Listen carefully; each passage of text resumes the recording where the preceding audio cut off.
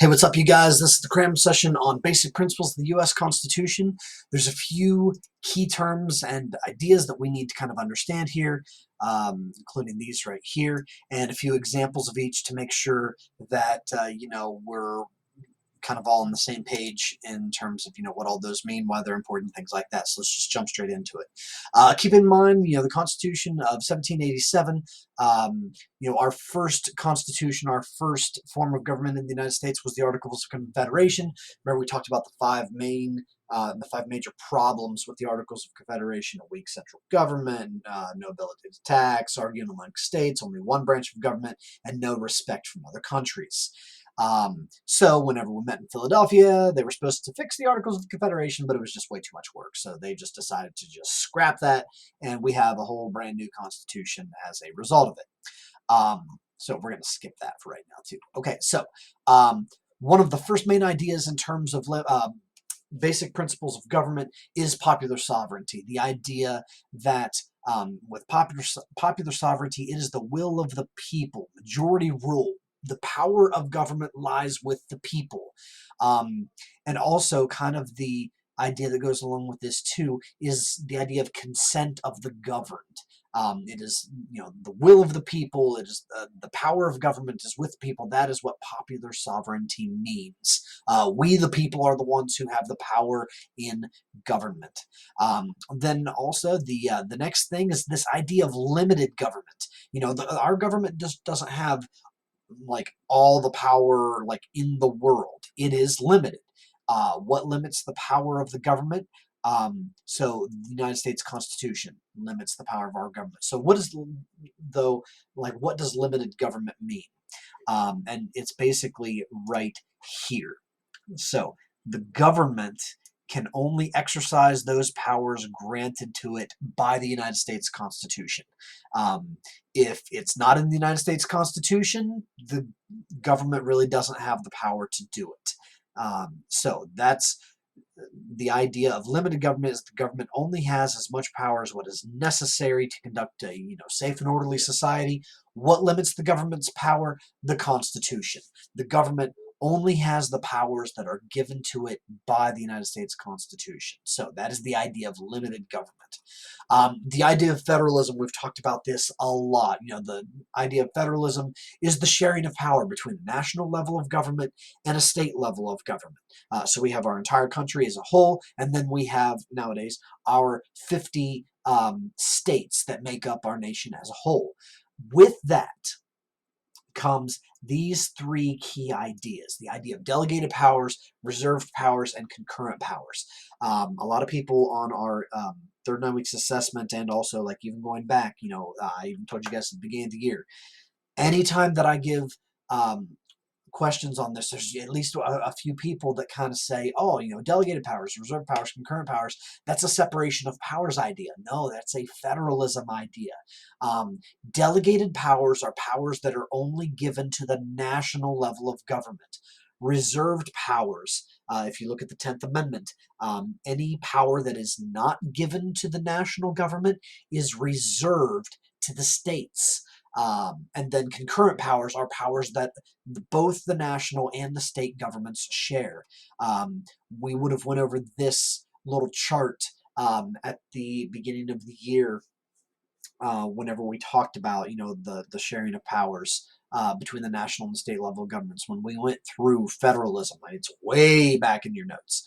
And this chart, if you need to pause this right now and even write this down again, it might be worth your while. You don't have to, but it's totally up to you. But get familiar with this. So the delegated powers are the powers that are given to the national government. And we talk about a lot of these whenever we're even talking about checks and balances. So like Congress declares war, the president negotiates treaties, Congress issues money, Congress regulates interstate commerce. But then you have reserved powers, powers that are held by state governments. These are rules that you will not find in the United States Constitution. So if the rules for that isn't like, for instance, regulated education, we've said if you go into the United States Constitution, hit Control F, type education, you will not find the word education in the United States Constitution. Licenses, not in there. Police protection, not in there. Regulate the sale of property within a state. That is also not in the United States Constitution. Those are reserved powers that are given to the states. And then we have concurrent powers. These are powers that both the state and federal governments share together. They both do. Taxes. You pay federal taxes, you pay state taxes. I just paid mine. So, I mean, you have to file those income taxes with the federal government and state government. Crimes and punishment. You have felonies and you have regular state crimes.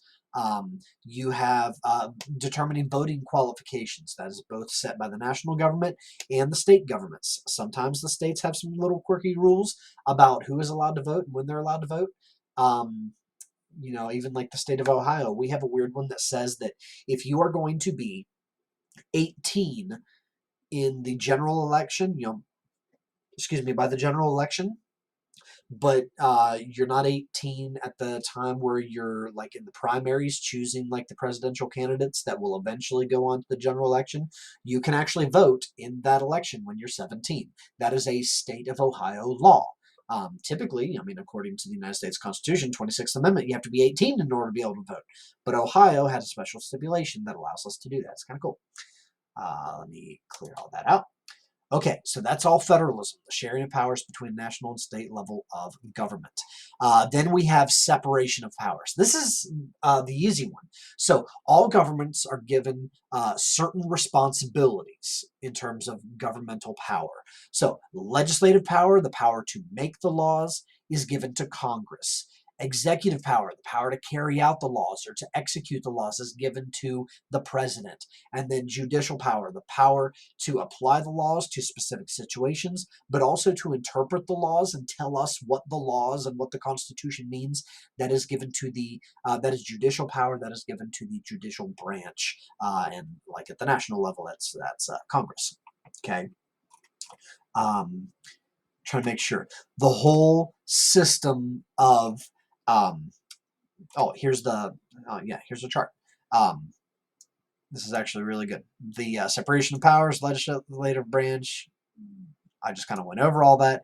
And then both for the national government and for the state of Ohio, legislative branch, national level, we have Congress. We talked about it at the Ohio level, we have the General Assembly.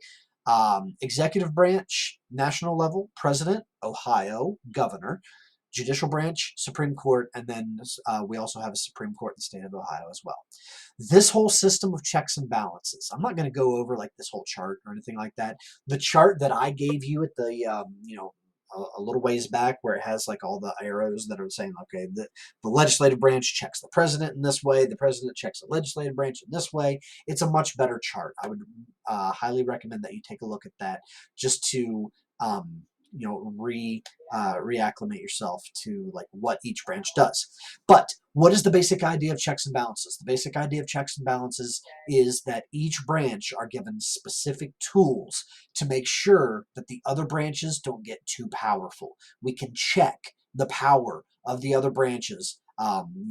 Just one branch can check the power of the other two branches. It's kind of nice. It's kind of like a nice system to make sure that nobody gets too power hungry or anything like that. Okay, so that is basic principles of government, the Cram session.